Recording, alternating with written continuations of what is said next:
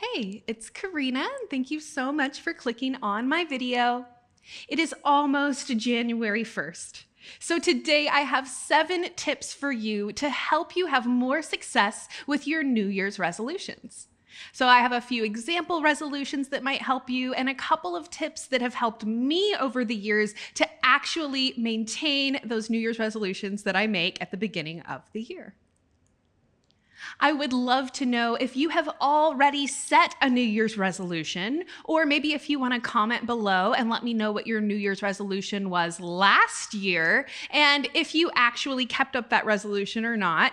I always love hearing from you guys in the comments, and when you let me know the things that you're working on or the things that you're struggling with, it really helps guide me to know what types of videos to make for you and hopefully offer some helpful advice to help you out. I encourage you to go ahead and add this video to your favorites now so that if you do start to lose motivation a little bit as the new year gets underway, you can come right back, join me for this video for a little renewed motivation to reach your goals. Tip number 1 is to add more self-care into your day. So maybe this is something like booking a massage appointment or booking a spa day. Or maybe you just invite over a friend or a relative and have a little spa day together.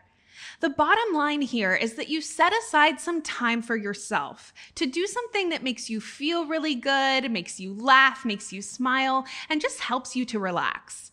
A lot of times we're just always focusing on other people and we're maybe keeping so busy and so stressed that we don't actually set aside time for ourselves.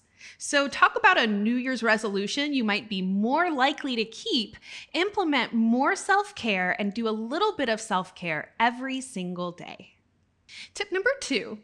Have you ever noticed that when you're around a beach, a waterfall, or maybe even just a running stream in the forest, you feel kind of overcome with this sense of peacefulness, calm, and happiness? Well, there's actually a scientific explanation for why running and moving water helps us feel so good. So moving water, like beaches or waterfalls, actually release negative ions into the air.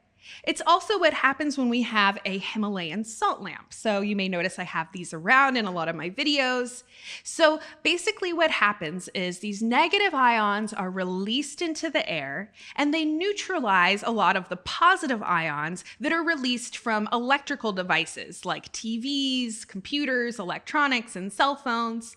So those positive ions start to deplete our mood, and they even contribute to free radical damage, which is the cause of aging. So when you're around that moving water and it's releasing negative ions, it will have this dramatically positive effect on your well-being, on your sense of calm, and it even improves your health. Tip number 3 is to get outside and get your body moving. So I know a lot of times you've probably heard this type of advice over and over again, but what I want to let you know that maybe you didn't know before is that when we walk or when we run, we actually stimulate the lymphatic system. So the lymphatic fluid carries around a lot of important nutrients, and it also carries around a lot of toxins that need to be removed from the body. But the lymphatic system doesn't have a pump the way that our blood circulatory system has the heart.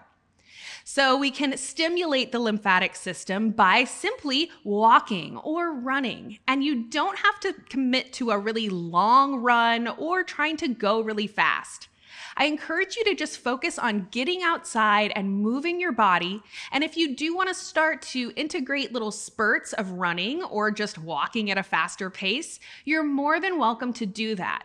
But I know a lot of us end up feeling really intimidated by setting too big of a goal for ourselves. Like, I'm going to go for an hour run every day, or I'm going to go for a 15-mile run every day.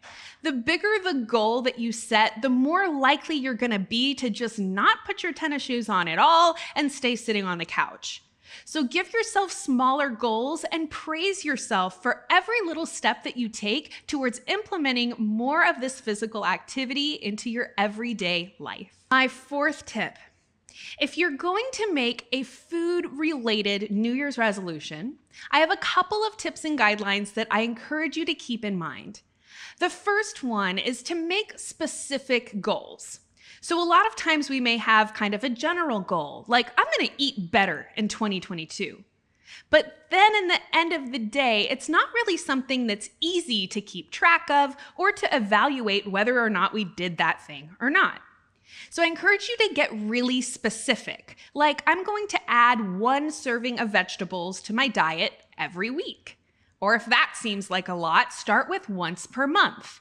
And over time, you can keep adding up. Like maybe you're going to add 1 serving of vegetables every day or even every meal.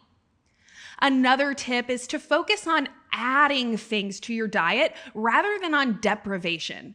When we make a goal like I'm going to stop eating this or stop doing this thing, we're kind of setting ourselves up to fail because we've given ourselves a really difficult challenge to not only start changing the things that we're already used to doing, but you're also going to have to replace those foods you remove with something else.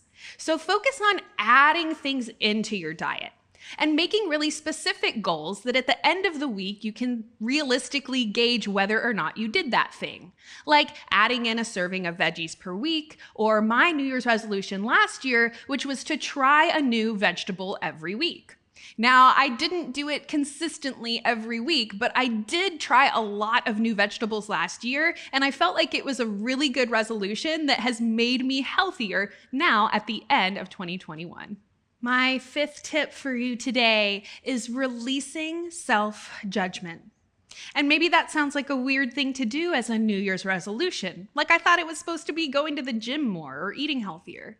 But if you could actually start to notice your self-judgments and start to make a habit of releasing those self-judgments and replacing them with more factual statements, you will be amazed at how much better you feel and how much easier it becomes to implement all of the other health-related goals you might have. So the first step is just starting to notice your self-judgments. Most of us have hundreds of these judgmental thoughts all throughout the day, and we don't even notice them. So start to listen, and maybe a good indicator is when you just start feeling really bummed out, pay attention to what you're telling yourself. And if it's some kind of judgment, like I'm not this enough, or I'm not that enough, I wish I could be more like this person, or I wish I could be more like that person. When we're comparing ourselves to other people, or even to unrealistic things that may not actually exist, we end up feeling really, really bad about ourselves. So a good thing to practice is 1, you want to start trying to notice those different judgments. Let them go. So what that means is don't judge yourself for making a judgment on yourself. That's only going to make you feel worse. So you notice it, you release it and accept that it's okay that you felt that judgment, and then try to replace it with a thought that's a bit more factual. Like, my self-worth is not determined by my eating choices. My self-worth is not determined by the way that I look or how much money I make. Or maybe I'm having trouble doing this thing today, but it doesn't mean that I can't do that thing at all. The more that you can just start to notice these little judgments and replace them with something a little more truthful and a little less judgy, you'll be amazed at how much better you feel. Tip number 6. Tip number 6 is to seize the motivation when it strikes and know that motivation is kind of like waves of an ocean. It comes, it goes, and sometimes it maybe doesn't come back for a while. So when you feel that little surge of motivation to do something, I encourage you to go and do that thing right then. Don't wait a couple minutes, don't wait until later, because there's a really good chance that you're not going to be feeling that same motivational burst later on in the day or week or whenever it is.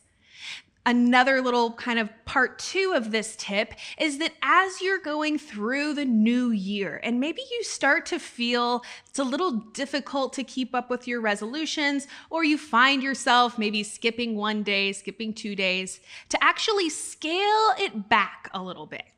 So maybe you gave yourself a resolution like I'm going to go for a 10-minute walk every single day. And then you start skipping a day and 2 and 3 more days go by. Rather than just letting the whole resolution fade out, maybe scale it back. All right, all I have to do is get out and do 2 minutes walking around the block. Or maybe you don't even leave your house and you just walk around for 2 minutes in your house or in your apartment rather than being seated on the couch during that time. If you need to scale back the resolution a little bit, that's going to be way better than just letting the whole resolution go by the wayside. And remember, be kind to yourself. We have to find that perfect balance of holding ourselves accountable, but also being really compassionate with ourselves. And once you find that kind of perfect balance of the two is when you really hit the stride of living healthy, feeling good, and maybe it doesn't even feel like something you have to force yourself to do. These things just kind of become our natural habits and our natural way of going about our lives. So tip number 7 is to go download Yoga Plus on your phone and start your free 2-week trial today of our yoga app. So this is just a great first step, but even once you've downloaded the app, the next step would be actually coming and joining me on your mat for a class. Just know that every step that you take, whether it's just having a yoga mat in the first place or downloading a yoga app with the intention to practice some yoga, it's actually in the Yoga Sutras that the mere intention or interest in doing yoga is actually already practicing yoga. So even if you've just considered it, congratulations, you've already started. I really hope that you'll join me for some classes, and if it's not me and it's not our app, then that's okay too. There are a lot of videos out there, and there's tons of videos for free right here on YouTube. I encourage you, though, to try something new, and maybe rather than focusing on trying to do something for weight loss or for health or for something aesthetically related, focus on doing something to elevate the way that you feel. So maybe it's relaxing bedtime yoga, or maybe something related to emotional release.